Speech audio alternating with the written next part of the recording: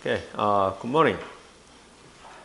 Yeah, the temperature is going up to the over 33 degrees yesterday. So everyone to be careful for Okay, today let's check the chapter 9 on advanced topics in DSP. Okay, in the last class, we had the design of the IIR filters. So that is the range of what I wanted to teach you. Okay, but today let's move to advanced topics in DSP with changing the sampling rate. Sometimes we want to change sampling rate. So now we have a discrete time signal. So discrete time signal is expressed in x over n. It is also expressed in xc over n cap t. I believe you already understand this notation. Okay. Then when we try to change the sampling rate of a discrete time system, it means the sampling interval from t to t prime. Then we have another the sampled signal of x prime over n is given by xc over n cap t prime. You know that. Okay. So changing the sampling rate in the discrete time signal, we have one approach. It's easiest way to reconstruct xc over t from x over n. What is this? It means reconstruct the analog signal from discrete time signal. Yes. The process of signal reconstruction. By utilizing interpolation. Just like nearest neighbor and linear interpolation functions. Then when you have the reconstructed analog signal, just resample analog signal to have the x prime over n. It means we need to sample with different value over t prime, right? But it is not desirable because of non-ideal analog reconstruction filter, DA converter, and AD converter. Those are not linear. So when we try to reconstruct analog signal and resample with the t cap t prime, it has some distortion inside. So the other desirable approach is to change the sampling rate in the discrete time operations without going back to analog domain again. Okay, so today we'll touch on the topics for resampling, sampling rate change in digital operation domain. Okay, so here, so let's try to reduce sampling rate by an integer factor. So integer factor over cap m. So actually we have the discrete signal with a sampling period of cap t. Then we want to have another sampling period t prime. So which is given by cap m cap t. What is this? Yeah. When we multiply cap m to cap t, so it means we can reduce the sampling rate. So if we have a sampling interval cap t equal 1, so also if we have m equal 2, it means the sampling rate was changed from t equal 1 to t prime equal to 2. It means we reduce the sampling rate. So the equation xd over n is given by x over n cap m here. So of course, this should satisfy the Nyquist frequency. Okay, unlike the previous lecture, I adopted the cap omega. Cap omega is an analog frequency to make the identification with the discrete frequency. Here, this omega is a discrete frequency. So this cap omega is an analog frequency. Okay, then discrete Fourier transform of the x of n is given by this one. Just to look at carefully this equation. This is the discrete Fourier transform of a sampled signal. So this is original the analog signal, and the analog signal can be repeated with the interval of 2 pi over cap t. So k from minus infinity to plus infinity means this is a discrete time Fourier, the Fourier transform of discrete time signal, right? Discrete sampled signal. So you understand the meaning of this equation without further explanation. Okay. Then also we have another sampling interval t prime. So if we obtain discrete Fourier transform of another the sampling interval signal. So here xd is given by this. Just the same as the equation 472, but the difference is we use the t prime instead of t. So also that is the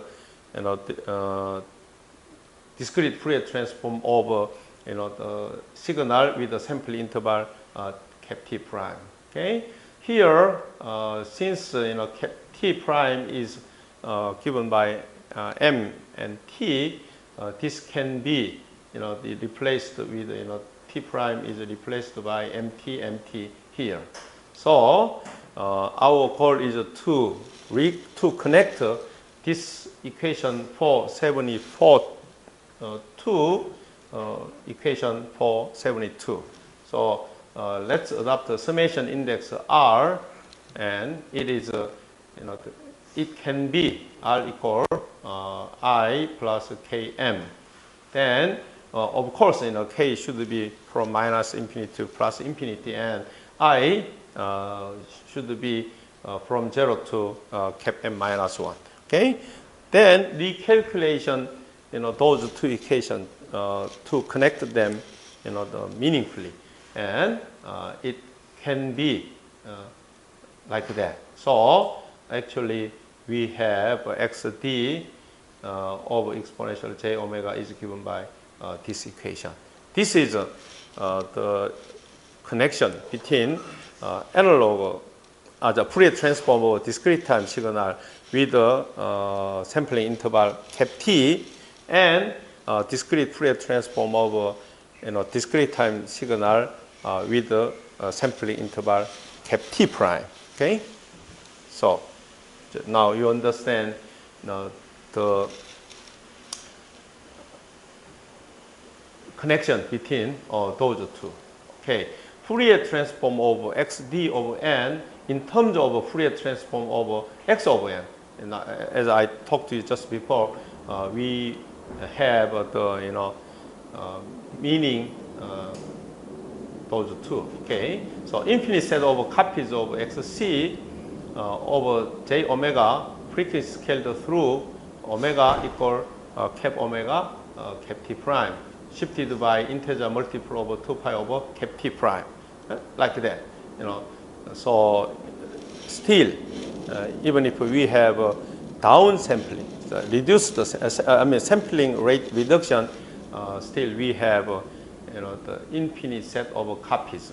It means we have still repeated the spectrum of changed digital signal. Okay, so when we check the diagram, this is the original signal. Look at here. Oh, okay.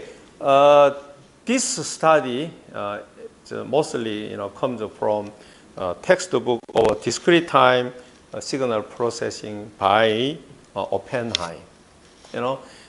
Previously I have taught this Oppenheim's textbook to graduate level DSP course, but recently when I checked the background of yours,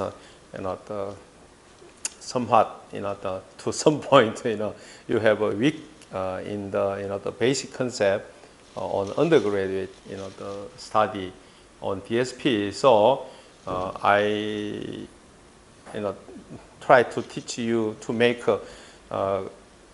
you gain the strict, rigid the basic concept on DSP, and I moved to this advanced topic to make you understand the higher level of DSP concept. Okay, so the contents of today's lecture is mostly comes from discrete time signal processing by Oppenheim. Okay, you may check. This is in chapter 4, I guess.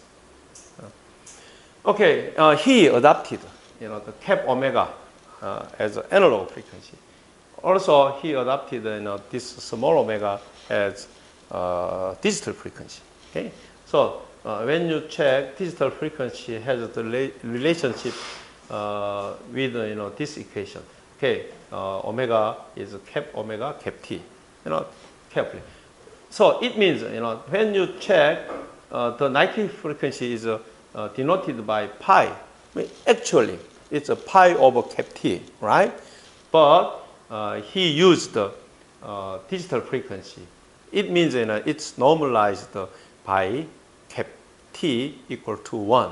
So actually, he used digital frequency with cap omega cap t. If you understand the difference between cap omega and small omega, you can easily understand without having any big problem. Okay? So when you read his textbook, remember this in your the mind. Okay, then you will have no problem. Okay, look at here. So look at it. He used exponential j omega here, but if we use analog frequency, j cap omega cap t. At that time, I didn't make any difference on analog frequency and digital frequency. Actually, the frequency is frequency. They don't have any digital frequency. They don't have any analog frequency. But for your convenience, he made the difference on analog frequency and digital frequency. But if you use j omega cap t here, you can understand. That was the expression method of my teaching, right? So keep in your mind that concept. Okay, and here, okay, when we sample the analog signal, the spectrum of discrete time signal can be repeated, the form of this analog signal from minus infinity to plus infinity, right? So if this is expressed in digital frequency, just same as, but look at the frequency axis. Actually, those are same. Then if we downsampling with the cap m equal to 2, it looks like this one. Then if we redraw in the analog frequency axis, it looks like this one. Those two are identical, but it is drawn in digital frequency. It's drawn in analog frequency. Just look at here, pi. What is this one? Pi over cap t, right? 2 pi. Those 2 pi over t prime. Those two are identical. But this figure is expressed to make you understand the the sampling rate reduction like that. Okay, so you may notice this sampling. If we have the down sampling reduction with the the cap m over 2, so we have another the spectrum appears between those two spectrum like this. Okay, so it means in this case we have to reduce the sampling rate with only 2.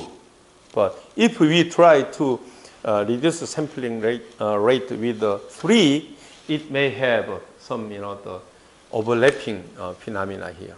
So it means we have to have some regulations on sampling rate reduction. Okay, so you should keep that in your mind. Okay.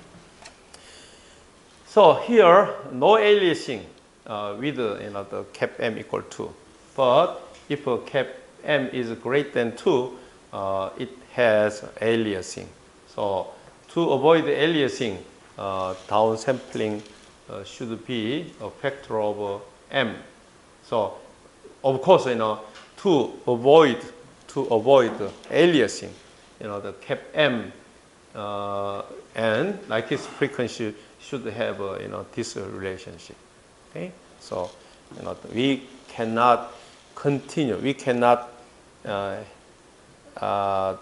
sampling rate reduce the sampling rate with any number. You should keep this equation to avoid aliasing in downsampling by a factor of cap m. Okay, so that is the strict requirement. Sometimes, but sometimes we need to reduce the sampling rate. We need some at that time we need low pass filter as a pre-filter to cut the possible problems out. Okay, so if we have the case of the downsampling with a possible aliasing artifact, so we use a low pass filter with a cutoff frequency over pi over cap m. So just try to cut them the possible problems before downsampling. Then we have the enough the space to reduce the sampling rate here. Okay, like that. So we call this sampling rate reduction as a decimation. You understand the meaning of a decimation. Downsampling is called as a decimation. Those system is called as a decimator. Okay, and if we have a downsampling, of course we have upsampling, sampling rate increase. What is a sampling rate increase? Just the sampling rate increase means we will have some spectrums. I mean we will have some interpolation between those two samples, right? So we have a sample. So sampling rate increase means we have to have some interpolation concept between those two samples. You understand interpolation method already. So the upsampling sampling rate increase is a kind of the interpolation. Okay, we use the t prime equal cap m cap t in downsampling, but here upsampling it means t prime is given by T over cap L. You know, we use notation L here. Okay, then just like the same the calculation in downsampling. So we have here the upsampling, and actually we have a sampling period T prime is given by cap T over L. So sampling rate increased by cap L. It is expander or the process is called as interpolation. Okay. So just like the same calculation to have this one. Okay, you understand, I guess. So when we compare those two, downsampling and upsampling, downsampling is called, it has the concept of a sampling rate reduction. This is a sampling rate increase, and increased sample period. This is a decreased sample period. It called as a decimation. This is called as interpolation. The difference between those two, sampling, downsampling and upsampling. Okay, so because the sampling rate increase is same as the concept of interpolation. You understand that we don't need to worry about the concept here. Okay, so because we have a sampling here, we have a sampling here, we have a sampling here, right there. Originally we have a cap T, 2 cap T, 3 cap T, and 4 cap T. But if we increase the sampling rate with 2, L equal to 2, it means we have to have some the sample at this position, right? Also, we have another sample at this position. Actually, we have samples here, we have samples here, we have samples here. We don't have any values between those two. So, but we have to find out some possible value between those two samples. That is interpolation. So to have a new sequence, we have to have an interpolate. We have to obtain through interpolation between two samples like that. Okay. So the upsample is as I talked before, it's denoted as a cap L.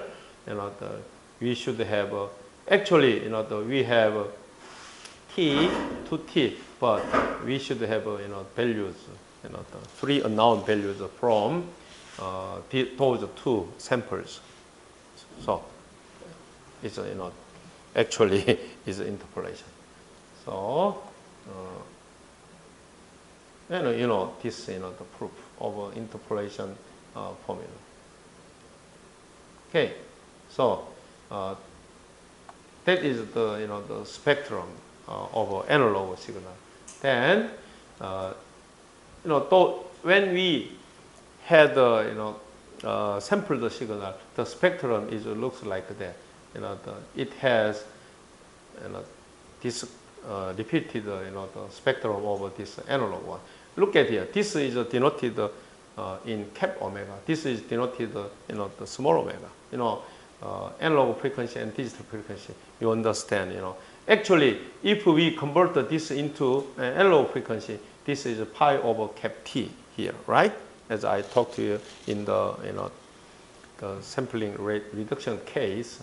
So when we had the upsampling with the L equal to 2, it has look at the frequency axis. It changed from pi to pi over cap L to pi over cap L like that. So to have the spectrum. Then actually just consider when we increase sampling rate, the spectrums of a sampled signal can can go further, right? So if you understand that concept in interpolation, you can understand easily the spectrum change from this one to this one to C to E actually. Okay, so just if you do not understand this well, just remember and go back to interpolation again. And if you understand interpolation process, okay, you can have the idea of this drawing. Okay.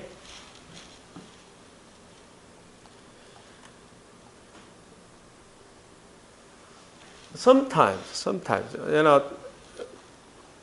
I explained, the downsampling and upsampling with the integer factor. But sometimes we want to have not integer. We want to have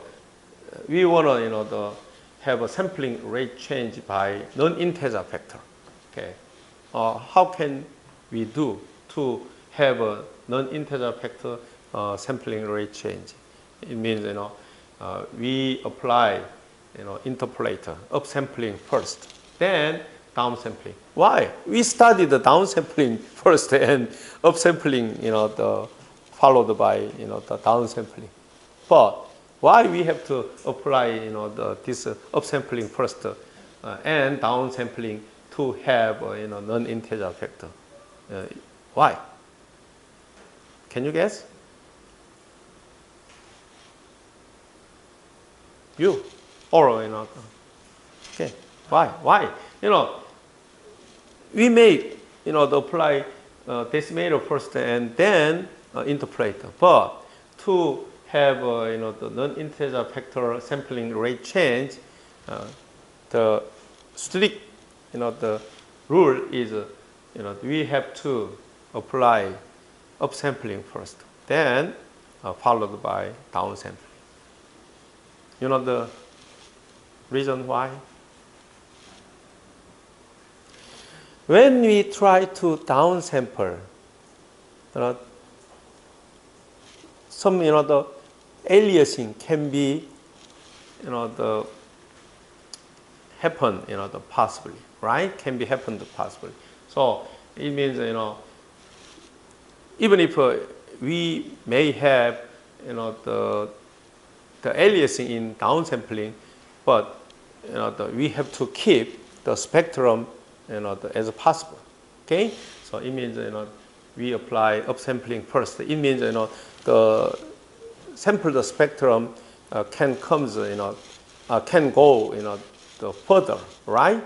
Then downsampling. If we apply downsampling, then spectrum comes close. So it means to avoid the aliasing the effect, we have to apply this the interpolation upsampling first and then apply the downsampling.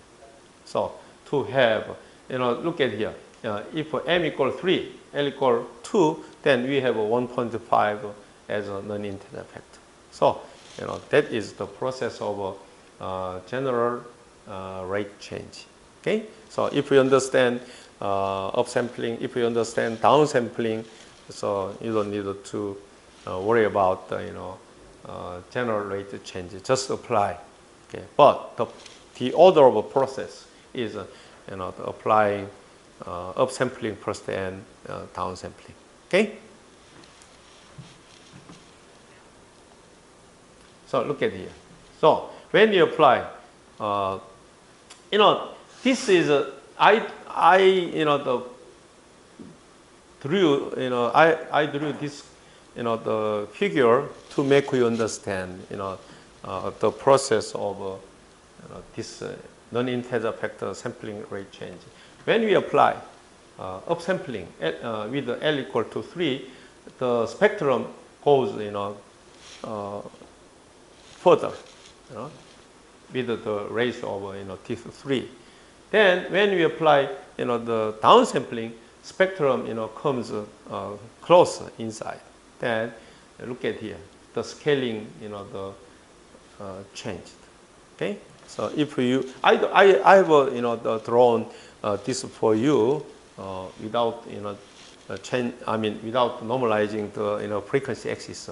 So actually you can see this spectrum. Then upsampling and downsampling to have the actual non-integer factor sampling rate change. Okay, so just to keep this figure for your reference in the future study.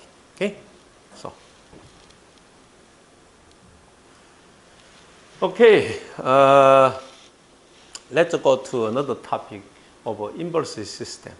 Sometimes we have a inverse system as a this meaning indicator. It's an inverse system. If we have a linear time invariant system with h over z, then inverse system is given by just the 1 h over z is 1 over h over z here. Hi over z is just the inverse. Then in the impulse response is given by delta over n. You know that. You understand impulse system. Inverse system, I mean. Okay. So Hi over z could be called an ideal compensate. So to have this one. So just simply look at the equations. Just the expression in decibel, argument and group delay like that. So the inverse system is given by this equation. Okay. So does the system always have a corresponding inverse? Can you? I already gave you the answer. No, we don't have an inverse system all the time. But inverse of a rational system function is given by if h over z is given by like that. Okay, this numerator and denominator. Then the inverse system, the multiplication of a regular system and inverse system should be 1. So you may try to draw the pole location and zero locations and also region of convergence. Just try to obtain the inverse system's region of convergence. Okay, just for your practice. So I gave you example here and also another example to have this is h over z, this is hi over z.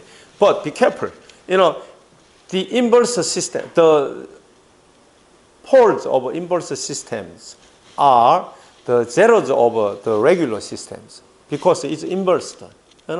So it means to have a stable inverse system, you should check the zeros over a regular system.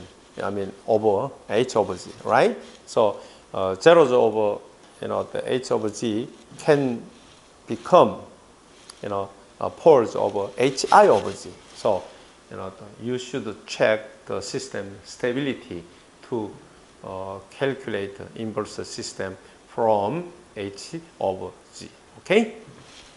So, I calculated kindly, so you may understand with the total calculation and also the region of convergence here. Okay? Because you have studied Z transform and everything, so you understand this easily. Also, from this equation, you can have the impulse response of inverse system to have this one. Okay, just I gave it. And also another example like that. So this is unstable, but this is stable. From this example, we may have two cases, but in every case, you should remember that the stability of the system and of inverse system. Okay. Ready? So inverse system, the zeros over h over z are the poles of hi over z. So if hi over z is causal, the meaning of causality. So then region of convergence is given by like this. Okay. So if h over z also stable, then maximum CK should be less than 1. So what is this CK? And I will give you, not here, not here, not here. Okay, C over Z is given by the H over Z and H conjugate over 1 over Z conjugate like that. So if you see the textbook of Oppenheim, he defined the C over Z. Okay. So anyway, let's go back to. So I brought these topics to make you in the taste of Oppenheim's textbook. Okay. Then we define another one, all-pass system. What is all-pass? It means the frequency response. In the frequency response, the system should pass everything, the unity in all frequency range. Okay, so the factor that 1 minus r exponential j theta g2 minus 1. Here, g minus 1 minus r exponential minus j theta, those two are the identical magnitude square. Look at here. If we have a magnitude square, then magnitude square means the 0 and the pole becomes the same to have just one. What is the unity gain for all frequency? That is all-pass system. So look at here, the 0 and pole. What are their locations? If one is, okay, actually this should be inside the unit circle, right? To make the system stable. Then what is the location of this 0? Can you? Look at carefully.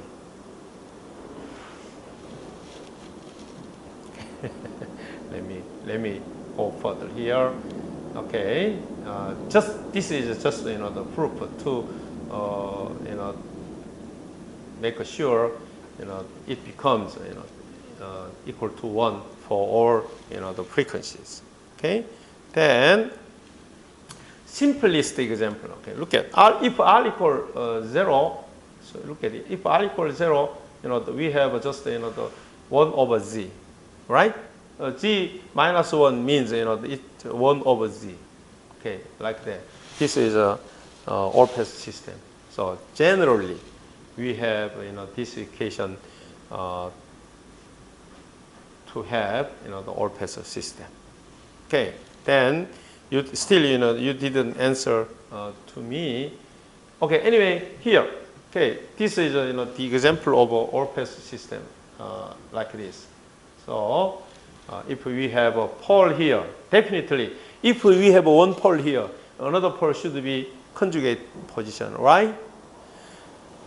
But to make this pole,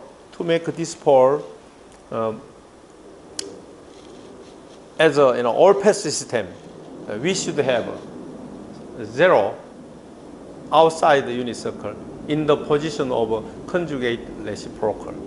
Okay, this pole and this 0, this pole and this 0, those are the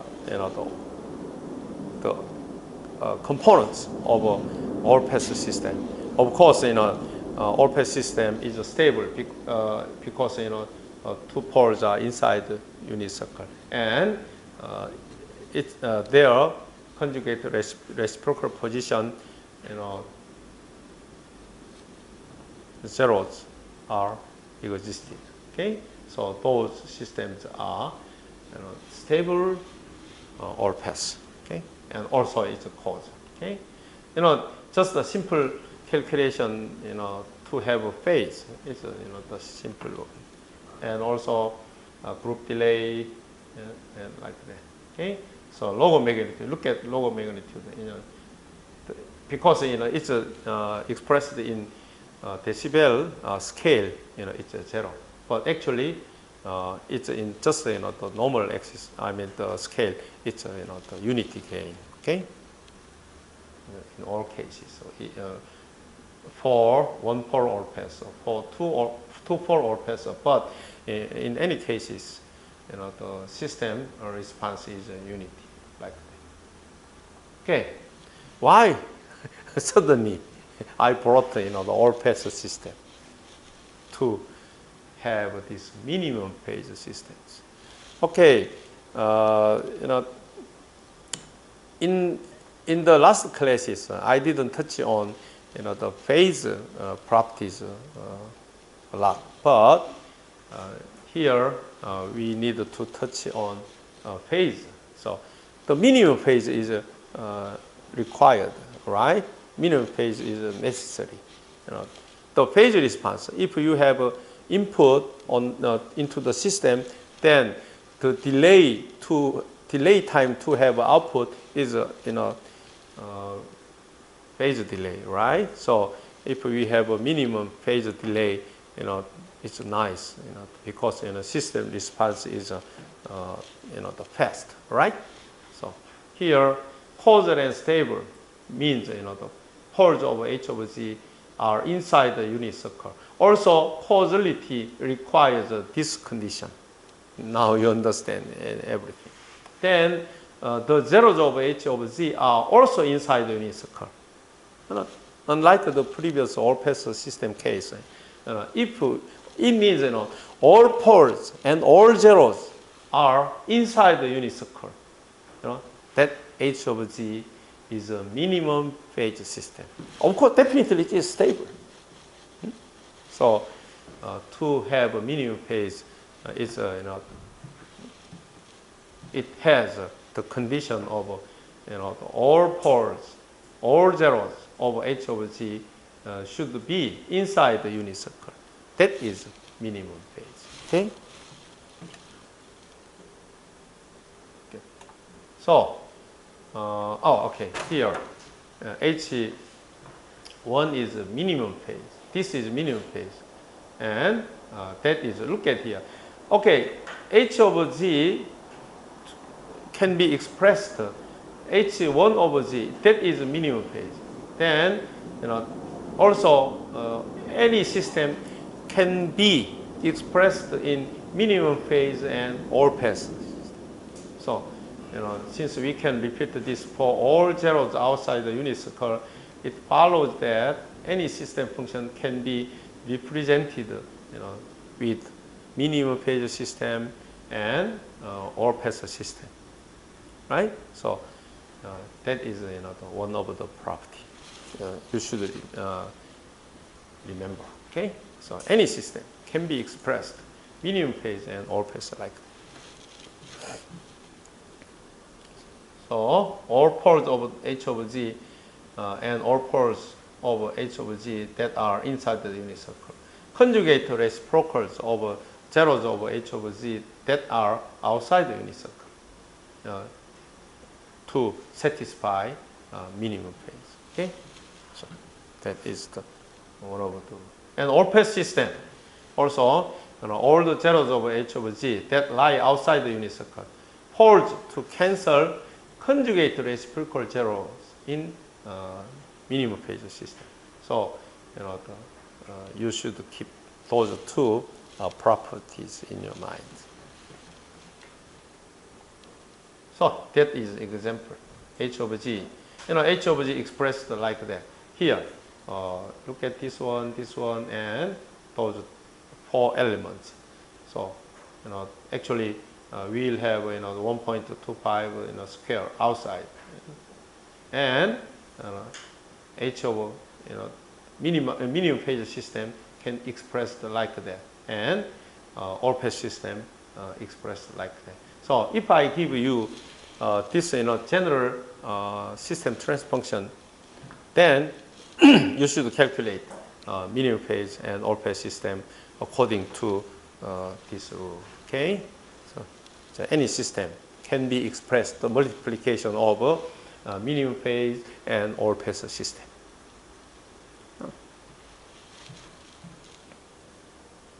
Okay, just amplitude response, phase, group delay. Medium phase has a logo magnitude, phase, and group delay like that. Okay, so that was on medium phase, all pass, and inverse system. Yeah. Okay, let's also study on pairing and ordering. What is this? If we have poles, if we have zeros in one system, those poles and those zeros should be close together.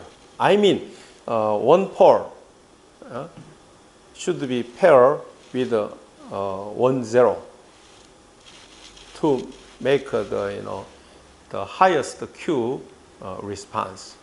Can you remember when we like that? When we have for example, we want to try to have some kind of this notch filter. That is a notch filter. Also is a definitely band rejection filter on specific frequency. Okay. For example, we have a Nyquist frequency here, 500 hertz. Okay, 100 to 5 hertz. We want to eliminate, some components at the frequency of 125 hertz. What is 500, 125? What is this one? It's 1/4, right? 1/4. It means, from here, omega equals 0. Nyquist frequency is omega n. Nyquist frequency is omega n is 500 hertz. Then the frequency at 125 means the location is 180/4 gives you 45 degrees. So we have some zero here. We have another zero here. To they have a complex conjugate. Zero means the response are zero, right? At this position. Also, to make this the highest Q, we should put zeros, poles as closely to this zero locations as possible. That means this H over Z is given by like that. This is Z1, this is Z2, this is P1, P2, this is P1, then Z minus P1, Z minus P2, and Z minus Z1, and Z minus Z2. And also it should have a K to make this system as a unit gain, right? So you may calculate. If that is kind of the pairing. If we have the poles and zeros are close together, we can have a highest Q. Okay. If we have the pole, for example, at this location, that may the Q should like that. Is the Q becomes lower. Okay, so pole location and zero locations are also important to make them pairing together to have the highest Q. Look at here. Okay, look at the figures like that. Plot for showing pairing of poles and zeros. If we pair together this zero and this pole, if we pair together this zero and this pole and so on, then it has a relatively the system response with highest Q, high Q, right? It's not recommended to pair this pole with this 0. It's not, okay? So you should remember this. To have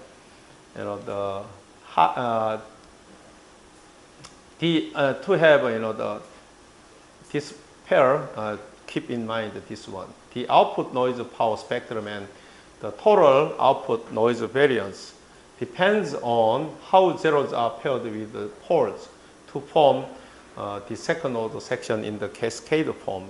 It's applicable in cascade form realization. Okay, for n sections in the cascade forms, we have several sections. If we have n sections, and you can hear plenty of the ways to order second order sections. So many possible ordering and pairing, but we don't have any exact the rule. But just we have to follow the rule of thumb. Pair highest Q pole with the closest 0, as I talked to you just before. Okay. Then repeat the 1 until all poles and zeros have been paired. And for unity gain filters, distribute the gain as a scaling multipliers. So it doesn't have any exact answers to pair poles and zeros, but just rule of thumb. Remember, try to pair to have a highest Q. Okay, that is the answer. So repeat step 1 until all poles and the zeros have been paired. Okay, look at it. So just like that. The first pole and 0, second pole and 0, third pole and 0, all those are the highest Q. Then combine them together, we have this responsive curve. Okay, but instead of gradual the change, they have a sharp response curve. Okay, to have a high Q. That is the rule to make system response. Okay,